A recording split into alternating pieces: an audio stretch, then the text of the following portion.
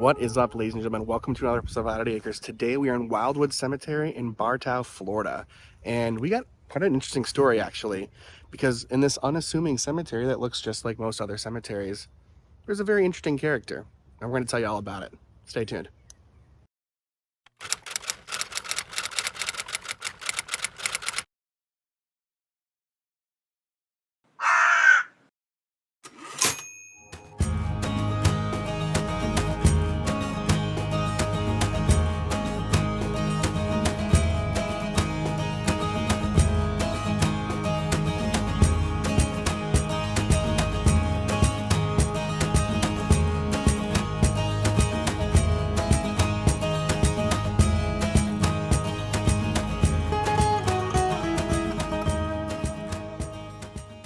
So if you pull into this cemetery right up the road here, you end up in row 28 on your right-hand side. And who I'm standing with right now is Charlie Smith, America's oldest man. Check this out. Now, if the dates on this gravestone is correct, Charlie Smith would be 137 years old. But the story gets a little bit crazier than that. Now, this story actually gained real popularity in the 70s because this is when all the claims came out that he was America's oldest man to ever live. And that's kind of what brought his name to, I guess, fame. I guess that's what you would call it. So according to Charlie, he was actually born in Liberia in the year 1842. And at the age of 12 years old, he was actually brought to the United States by slave tradesmen who promised him falsely that they had pancake trees in America. Now, the history kind of gets a little foggy after that, but per his accounts, he was sold to a man named Jake in the 1850s, somewhere in the New Orleans, Louisiana area. Now, as far as how he got his name, sometime a few years later after being sold to this Jake character, he ended up in Texas where he lived with a cattle rancher whose name was actually Charlie Smith. And upon his dying, and his passing rather, Charlie actually wanted to take his name, so that's how he came up with the name Charlie Smith. Now, the story kind of goes a little haywire from there. I'm going to tell you kind of what was told in a lot of the interviews that he did. After Charles Smith died, he actually joined the Union Army and went out west after the Civil War, where he told stories about how he worked with Billy the Kid in efforts to hunt down Charles Guiteau, who, of course, assassinated President James Garfield. He worked as a cattle rancher, he said. I got a list of these things here that he said that he had done. He had served professionally as a gambler, as a ranch hand. Apparently he raised a family and ended up in a circus sideshow attraction. I mean, these are all things that he said in these interviews that he gave, which obviously became increasingly improbable once you start looking at dates and how the stories and the people that were part of these stories in his life didn't exactly line up. I'm the oldest person in the world living. I can prove it. I can show it to you right to my house. And when I was oldest, I was staying down here in the town they call place called Almondale, and I was picking fruit. I was 113 then. And they didn't believe it. People didn't believe it, just like they don't believe now. Now, it was in that same beginning interview that he claimed to be 144 years old.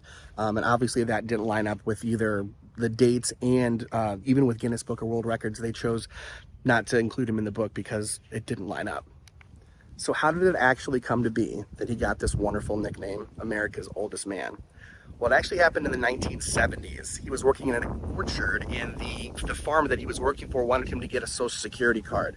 And basically, Social Security was just trying to find enough documentation that would put him over the age of 65.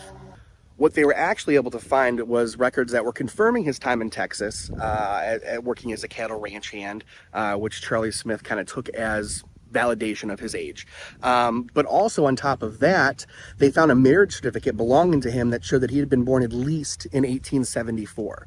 So it does put him back at that amount of age. I mean, he was definitely over 100 years old, which is an incredible feat in itself. But as far as 137, kind of crazy. Don't know if I can go with that one. But as I said, most records show that he died at least at about 105 years old, which is a crazy feat. So America's oldest man? I don't know, but it's pretty damn close. Being classic Florida, it is starting to rain out here. But we just wanted to get some extra shots here and pay our respects to Charlie Smith. America's oldest man. So what do you think? Is he 137 years old as claimed? Doubtful. Doubtful? Doubtful. 100 maybe. Not 137? Have you ever known anybody to live 137 years? 111. Is that the oldest person that's ever been on I don't record? think ever, but the oldest that I've seen. Ask Siri. 122. She was in France. Wow. Her name's Janine Colmet. She was born February 21st, 1875. Died on August 4th, 1997. Maybe we should do a vlog there. Is she buried in France? I kind of like old Charlie Smith here. I'd rather just name him the oldest person. I'd rather not go to France. That's true. So I think in efforts to save us some cash and travel time, we'll say that we'd already visited the oldest person. Okay. All right, Charlie. Good to visit you.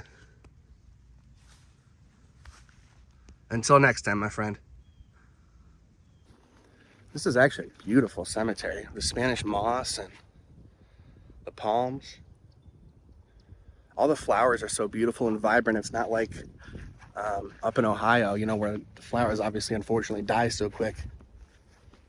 It's just beautiful.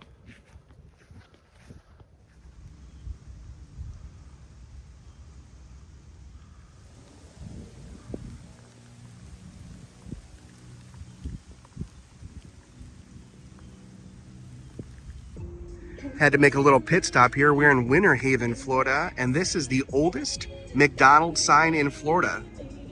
Not really creepy, but it's odd, I guess, and it's unique. Had to show it. And right across the way from the old McDonald's sign is this memorial here, and I don't really know what it is.